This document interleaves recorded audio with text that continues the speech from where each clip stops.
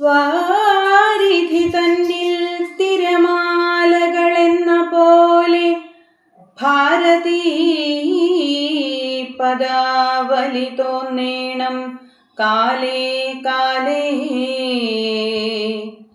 വാരിധി തന്നിൽ തിരമാലകളെന്ന പോലെ ഭാരതീ പദാവലി തോന്നേണം കാലേ കാലേ. എന്തിനെനിക്കിനി പുത്രനും രാജ്യവും, എന്തിനു ഭൂതലവാസവും മേ വൃഥാ. ബാണമെയ്തെന്നെയും കൊന്നിടൂ നീ മമ പ്രാണനാഥന്നു പൊറാ പിരിഞ്ഞാലെടോ. ഇത്തം പറഞ്ഞു കരയുന്ന താരയോടുത്തരമായരുൾ ചെയ്തു രഘുവരൻ. തത്വജ്ഞാനോപദേശേന കാരുണ്യേന ഭർതൃവിയോഗ ദുഃഖം കളഞ്ഞിടുവാൻ. താരോപദേശം, കിഷ്കിന്ധാകാണ്ഡം. എന്തിനു ശോകം വൃഥാ തവ കേൾക്ക നീ, ബന്ധമില്ലേതുമിതിന്നു മനോഹരേ. നിന്നുടെ ഭർത്താവു ദേഹമോ ജീവനോ, നിന്നുടെ ഭർത്താവു ദേഹമോ ജീവനോ, ധന്യേ പരമാർത്ഥമെന്നോടു ചൊല്ലു നീ. പഞ്ചഭൂതാത്മകം ദേഹമേറ്റം ജഡം സഞ്ചിതം ത്വങ്മാംസരക്താസ്ഥി കൊണ്ടെടോ. നിശ്ചേഷ്ട കാഷ്ഠതുല്യം ദേഹമോർക്ക നീ, നിശ്ചയമാത്മാവു ജീവൻ നിരാമയൻ. ഇല്ല ജനനം മരണവുമില്ല കേൾ, അല്ലലുണ്ടാകായികതു നിനച്ചേതുമേ.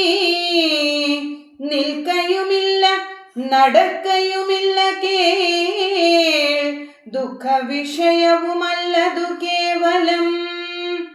സ്ത്രീ പുരുഷ ക്ലീബഭേദങ്ങളുമില്ല, താപശീതാദിയുമില്ലെന്നറിക നീ. സർവകൻ ജീവനേകൻ പരനദ്വയനവ്യയനാകാശതുല്യനലേപകൻ. ശുദ്ധമായി നിത്യമായി ജ്ഞാനാത്മകമായ തത്വമോർത്തെന്തു ദുഃഖത്തിനു കാരണം.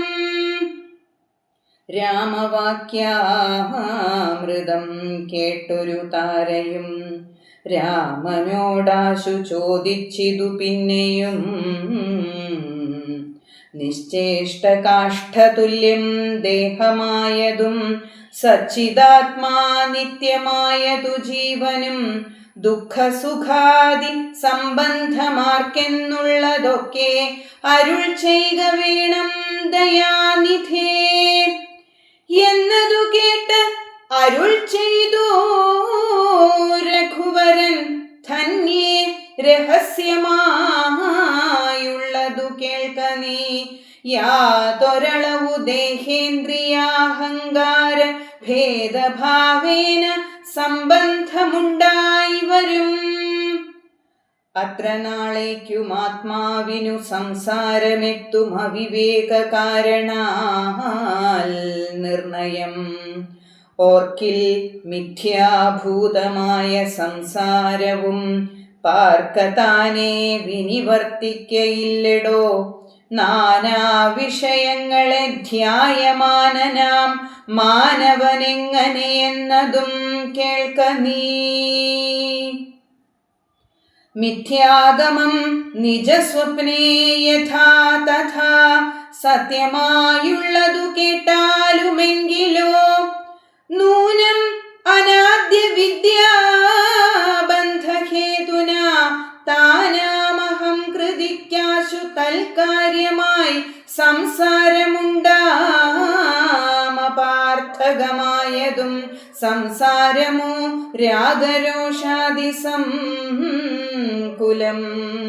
മാനസം സംസാര കാരണമായതും മാനസത്തിനു ബന്ധം ഭവിക്കുന്നതും